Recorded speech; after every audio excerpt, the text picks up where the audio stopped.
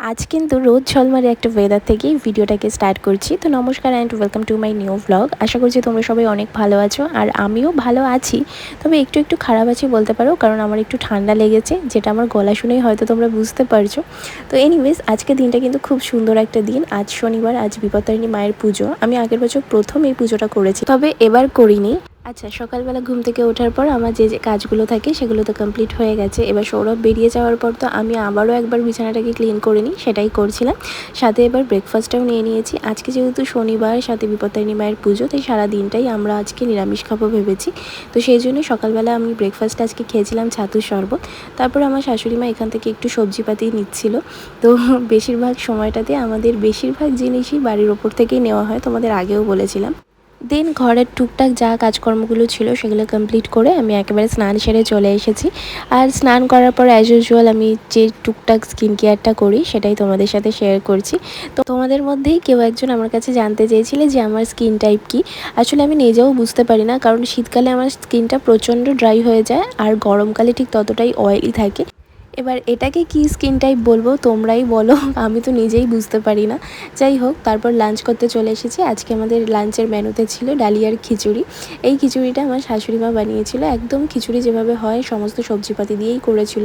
তবে আমার মা কিন্তু এই ডালিয়াটাও অন্যভাবে বানাতো, আমাকে স্কুলে টিফিনেও দিয়ে দিত, একদম ঝুরঝুরো করে ভুনা খিচুড়ি যেরকম হয় সেরকমভাবে বানাতো। তো ডালিয়াটা অনেকদিন পর খাচ্ছি, তাই জন্য মায়ের কথা মনে পড়ে যাচ্ছিলো আর কি।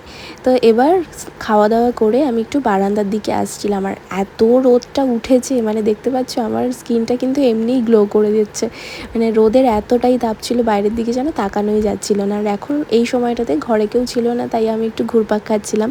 আমার শাশুড়ি মা আমার মামি শাশুড়ির বাড়িতে গিয়েছিল, কারণ আমার মামি শাশুড়ি প্রত্যেক বছরই এই বিপত্তারিণী পুজোটা করে, তো সেই প্রসাদটাই আনতে গিয়েছিল। আর আজকের এই আকাশটা এত সুন্দর লাগছে, মনে হচ্ছে যেন পুজো পুজো একটা ভাইবস চলে এসছে। আর রথ চলে আসা মানেই তো পুজো চলে আসা, তো সেই রকমই একটা ফিল হচ্ছিল।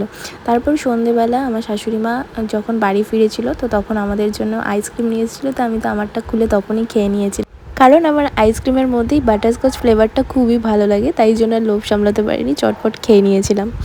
তো ওই যে তখন বলছিলাম যে আমার মামি শাশুড়ি মা প্রসাদ পাঠিয়ে দিয়েছে, তো সেটাই এখন একটু খাবো।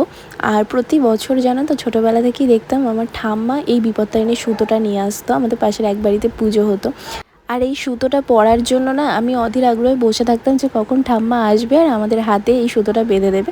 ছোটোবেলা থেকেই কেন জানি না এই সুতোর প্রতি আমার এতটা আকর্ষণ। তারপর যখন বৌদিভাই বিয়ে হয়ে আসলো, তো বৌদিভাই পুজো করতো, তো তারপরে বৌদিভাই আমাকে এই সুতোটা দিত। আর তারও অনেক পরে আমাদের পাশে একটা কাকিমার বাড়িতেও পুজো করা নতুন স্টার্ট করেছিল, তো সেখানে মা যেত, মা গিয়ে এই সুতোটা নিয়ে আসতো। তো মানে কোনো না কোনোভাবে এই সুতোটা আমি পেয়েই যেতাম। আর এই বছরও আমার মামি শাশুড়ি আমার জন্য পাঠিয়ে দিয়েছে, তো সেইটাই এখন পরে নেব। তো প্রতি বছর আমি কোনো না কোনো জায়গার থেকে ঠিক মানে আমি নিজে পুজো করি আর নাই করি, এই সুতোটা আমার কাছে ঠিক চলে আসে, হয়তো সবটাই মায়ের কৃপা। তো এই তো আমি হাতে পরেও নিয়েছি। আমি তো আগে 1 বছর করে রাখতাম, তবে এখন কোনো কারণবশত হয়তো রাখা হয় না, কিন্তু আমি নিজেই সাথে রাখি যদি আমি গায়েতে নাও রাখতে পারি। তো এভাবেই আজকের দিনটা কমপ্লিট হলো। বাই।